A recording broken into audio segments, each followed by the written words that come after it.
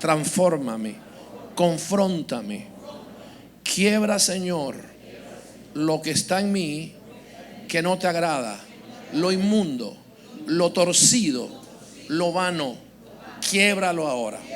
Abre mis oídos espirituales para escuchar tu voz y abre mis ojos espirituales para ver tus señales, prodigios y milagros. Que el poder de la revelación descienda sobre mí y el poder de la resurrección me levante. Amén y amén. Y damos un fuerte aplauso al Espíritu Santo de Dios. Aleluya. Amén. Puedes tomar asiento, iglesia preciosa.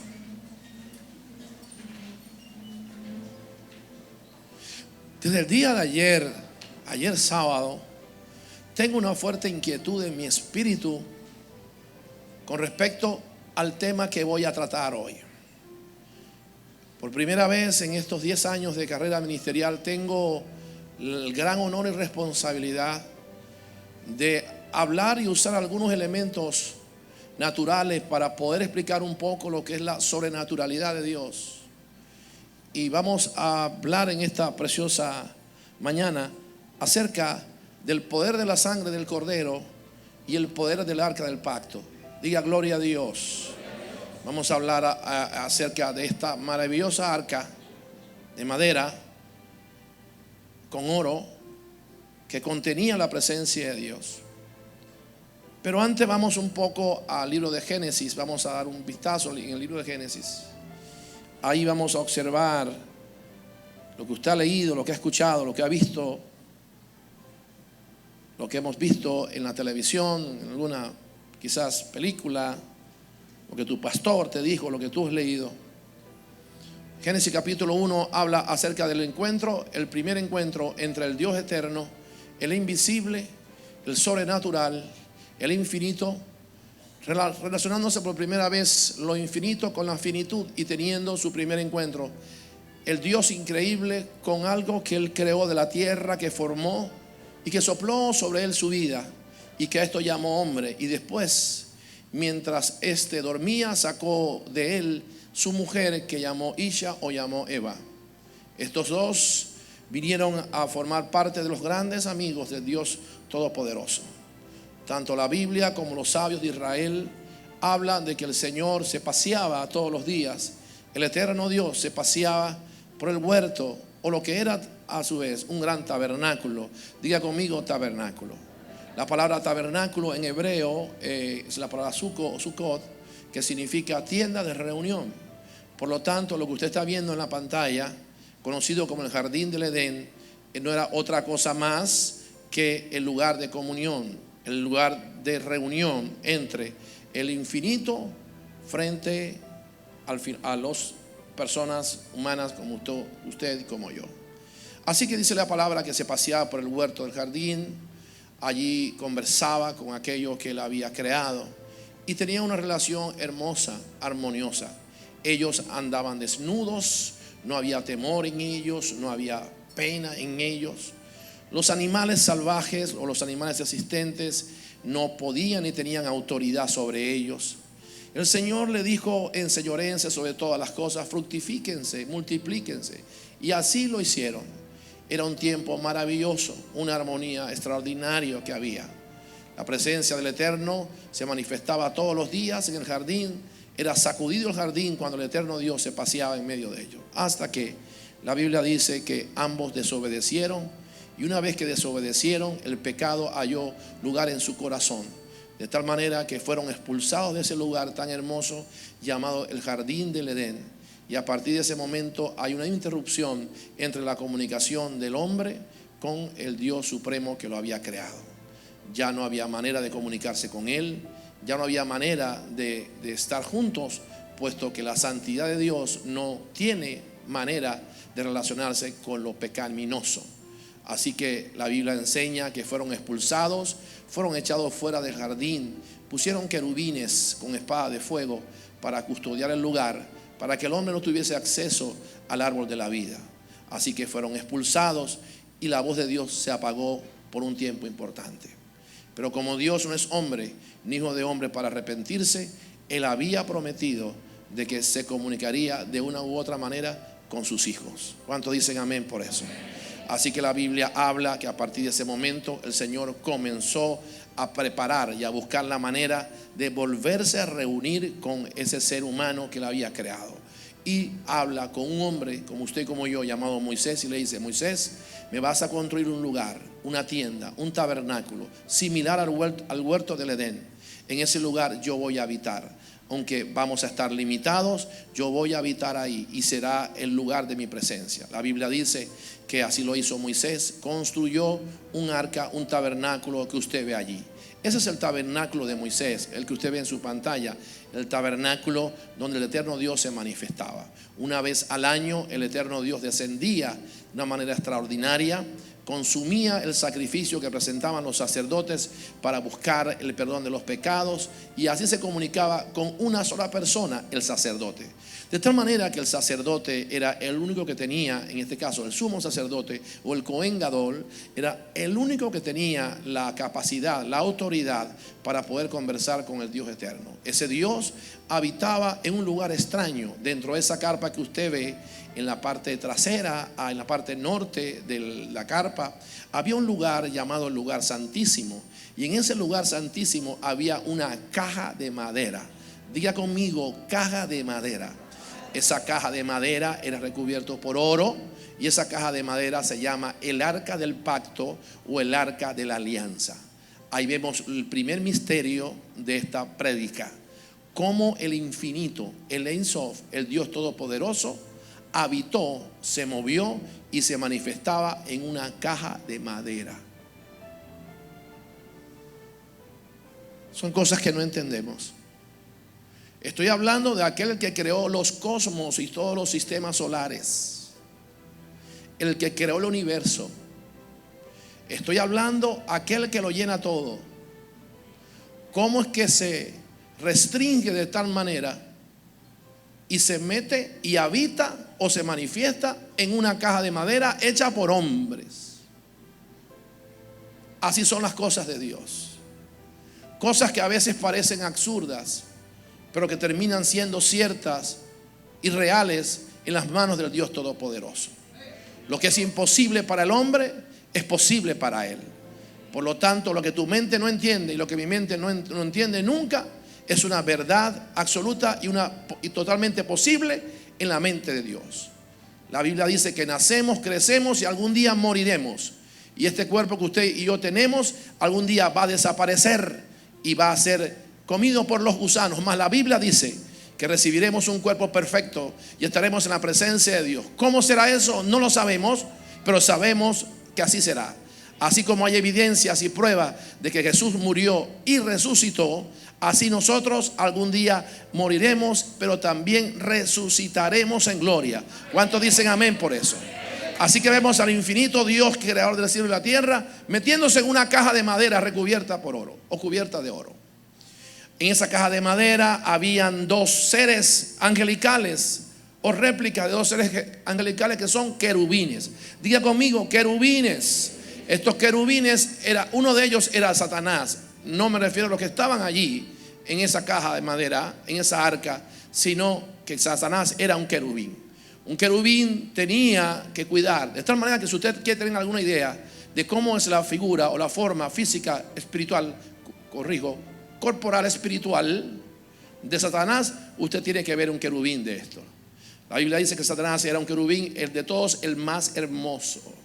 Por lo tanto, ahí estaban los dos querubines encima, protegiendo el arca del pacto, protegiendo la presencia de Dios, custodiando la gloria de Dios. Allí se manifestaba. Después de un tiempo, después de andar muchos años en el desierto, a pleno sol, el Señor le dice a David: todos ustedes habitan en casas hermosas de oro y plata, mas mi casa está en el desierto. Así que me vas a construir casa a mí, David. Y eso se lo dice a través de su siervo Natán.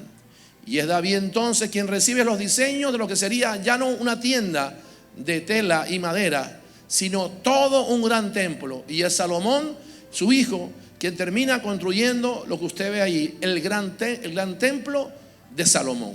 Un templo hermosísimo, una de las maravillas impactantes de esa época, donde millones de personas venían a ver la belleza a diseño que el eterno Dios había creado a través de las manos del rey más rico y poderoso que jamás ha existido, llamado Salomón. Lo cierto es que en ese lugar, en el templo, había en la parte también del norte, existía el lugar santísimo, donde usted puede observar, estaba también el arca del pacto, y estaba cubierta o separada por una gran cortina, un gran velo que le permitía la exclusividad de estar solamente el eterno Dios en ese lugar. La gloria del eterno Dios se manifestaba en el templo. Los ángeles del cielo descendían. La presencia de Dios estaba sobre Israel hasta que el pueblo de Dios muere Salomón. Nacen sus hijos, Roboán, nace Jeroboán. Llega el pecado al corazón del pueblo de Israel. Comienzan a pervertirse. Se crecieron, se enaltecieron, dieron la espalda a Dios. Y el eterno Dios entonces termina enviando, veo mucho movimiento. El eterno Dios termina enviando castigo sobre el pueblo de Israel. Y es a Nabucodonosor quien le da la responsabilidad de que destruya ese templo que usted ve ahí, que acabe con el culto en Israel. Y es Nabucodonosor quien se encarga de llevarse todos los utensilios sagrados que habían en el templo. Pero lo único que pudo mantenerse hasta el día de hoy en secreto y que no pudieron ellos llevarse consigo fue el arca del pacto. Hasta el día de hoy el arca del pacto no se sabe su lugar, no se sabe dónde está, perdón. Muchas personas han hablado acerca de que han conseguido el arca del pacto, pero hasta hoy en día no hay rastro ni idea de dónde está el arca del pacto que contenía la presencia del Dios Todopoderoso. Pero quiero que vamos un momento a Jerusalén. Vamos a la capital de Israel. Vamos a la capital santa del mundo, Jerusalén. Jerusalén hermosa y maravillosa. Jerusalén que tuvo la oportunidad de escuchar la voz del Mesías, que tuvo la oportunidad de escuchar la voz de Dios, está ahora mismo en un lugar importantísimo de Israel, visitada por millones de turistas, personas que vienen de diferentes países para ver el lugar donde el eterno Dios se manifestó. Jerusalén viene a ser patrimonio no solamente cultural de Israel, sino también de todo el mundo. En la imagen que usted ve va a haber un espacio vacío y va a haber un grupo de personas caminando en ese espacio. En ese espacio vacío estaba el templo de Jerusalén, y ese templo que fue destruido por Nabucodonosor y que más tarde fue reedificado por Zorobabel y que llegó a ser destruido de nuevo en el año 70 después de la muerte de Jesús. Así que vemos a Jerusalén, el lugar que usted ve ahora mismo en la imagen, esa parte, ese muro que se levanta, es el muro occidental o el muro de los lamentos, donde los judíos todos los días hasta el día de hoy, ya que no tienen templo, van a hacer sus oraciones y sus plegarias en ese lugar. En la parte de atrás usted va a ver la cúpula dorada, que viene a ser la mezquita de los musulmanes, lo que se conoce como la mezquita de Omar o la mezquita de la Roca. Miles de musulmanes todos los viernes descienden y van a ofrecer su sacrificio en su altar a sus dioses, a su dios Mahoma y a su dios Alá. Mientras que en el muro de las lamentaciones vemos al pueblo judío orando y clamando al Dios de los cielos. Ahora, ¿por qué el apóstol está hablando de Jerusalén? Porque ese mismo lugar, Jerusalén, es el lugar donde 2000 años atrás, antes de llegar Jesús, Abraham ofreció como sacrificio a su hijo Isaac. En ese mismo lugar. Eso mismo es los restos del monte Moriah. Es decir, Jerusalén está asentada sobre los restos del monte Moriah, donde nuestro padre Abraham ofreció sacrificio a su hijo Isaac. Entonces fíjese, en el monte Moriah estaba Abraham, más tarde llegó a ser Jerusalén, y hoy en día viene a ser la capital espiritual del mundo. Y escuche esto, es el lugar que será testigo de la segunda venida de Jesús a la tierra. ¿Cuántos dicen gloria a Dios? La Biblia dice que Él va a regresar de nuevo. Yo no sé si usted lo cree, pero yo lo creo. La palabra de Dios dice que Jesús regresa de nuevo por su tierra, por su pueblo. Todo lo que estamos viendo ahora mismo en el mundo es producto de las señales, lo que está aconteciendo, la crisis que estamos viviendo, económica, espiritual, moral, a nivel global, es una señal de que hay dolores de parto y que se aproxima de nuevo el regreso del Mesías de Israel. Pero ahora no vendrá como siervo, ahora vendrá como lo que siempre ha sido, como Rey de reyes y Señor de señores. Viene a enjuiciar la tierra, viene como juez. Diga gloria a Dios, diga gloria a Dios, diga gloria a Dios. Así que ahí está Jerusalén, construida sobre el monte Moriah, construida en el lugar bendecido donde el eterno Dios también le habló a Moisés, Jerusalén. Pero Jerusalén tiene en la zona norte un lugar llamado el Gólgota, o lugar de la calavera. Y trajimos algunas imágenes impresionantes que usted va a ver ahora. Lamentablemente no tenemos una buena toma, pero si usted ve ese lugar se da cuenta de que la roca tiene una forma de cara de humano. Usted ve los dos ojos, lo puede ver allí, los dos ojos y la nariz. En ese lugar, allí mismo estuvo y fue crucificado nuestro Señor Jesucristo. Yeshua de Nazaret fue crucificado en el Gólgota hace 2000 años. Ahora, ¿por qué el pastor está hablando de Jerusalén? ¿Por qué está hablando del monte Moriah? ¿Por qué está hablando del Gólgota? ¿Y por qué el apóstol está hablando del arca del pacto? Porque usted va a escuchar ahora uno de lo que para mí es uno de los descubrimientos más importantes de todos los tiempos y uno de los relatos más impresionantes que yo he escuchado. Hay un señor, hay un arqueólogo, conocedor de Dios, temeroso de Dios, llamado Ron White. Este señor que usted ve allí ha dedicado, Ron White, toda su vida en busca de los restos de la historia del pueblo hebreo. No solamente ha conseguido los restos de los carros egipcios, sino utensilios importantes que se han usado y se usaron en los tiempos hebreos. Este señor con su familia dice haber recibido por revelación el lugar donde está el arca del pacto. Le voy a dar una cita que usted va a buscar en su casa, puesto que aquí obviamente no creo que la tenga. Le voy a invitar a que busque el libro de Segunda de Macabeo.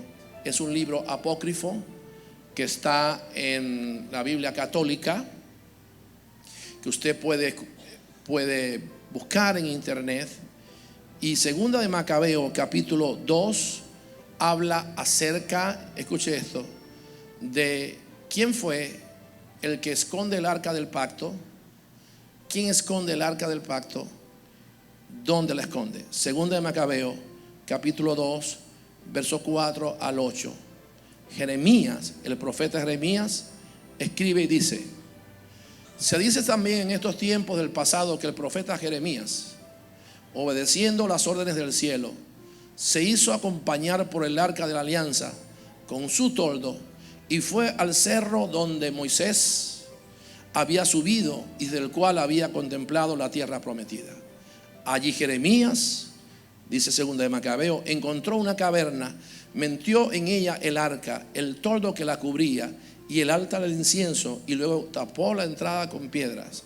Algunos de los que estaban con él le siguieron, señalaron el camino y dieron la noticia. Al saberlo Jeremías le reprochó y le dijo: este lugar quedará secreto hasta que Dios tenga compasión de su pueblo y disperso lo reúna de nuevo. Entonces el Señor mostrará de nuevo estos objetos y su gloria se manifestará como la nube, igual que se manifestó en los tiempos de Moisés, cuando Salomón pidió que viniera a consagrar su casa. ¿Qué dice el señor Ron White? Y quiero que me mire para acá ahora. ¿Qué dice el señor Ron White? Ron White dice que el lugar donde Jeremías esconde el arca del pacto es precisamente en el monte Gólgota, debajo a 20 pies de donde estaba la cruz del maestro. Dice Ron White que una vez que la lanza atraviesa el costado del maestro, dice la palabra que la tierra tembló y se originó una grieta precisamente al lado derecho de la cruz. Una vez que esa lanza que usted ve allí atraviesa el costado de Jesús y presuntamente revienta el vaso, esa sangre que sale de allí fue hacia la grieta, y de la grieta cae al lugar donde estaba el arca del pacto, en ese momento dando por sentado que había una renovación y la llegada de un nuevo pacto, del pacto de la ley al pacto de la gracia. ¿Cuántos bendicen su nombre por siempre? Dice Ron White que esto era necesario que aconteciera. Él recibe esto por revelación, comienza a hacer las excavaciones con sus hijos y consigue sangre seca. Una vez que consigue sangre seca en la caverna de Jeremías, él dice: necesitamos examinar, necesitamos ver qué hay, qué tipo de sangre es y de quién es la sangre. En su espíritu había la sensación de que la sangre que le había encontrado era parte de la sangre del Cordero de Israel.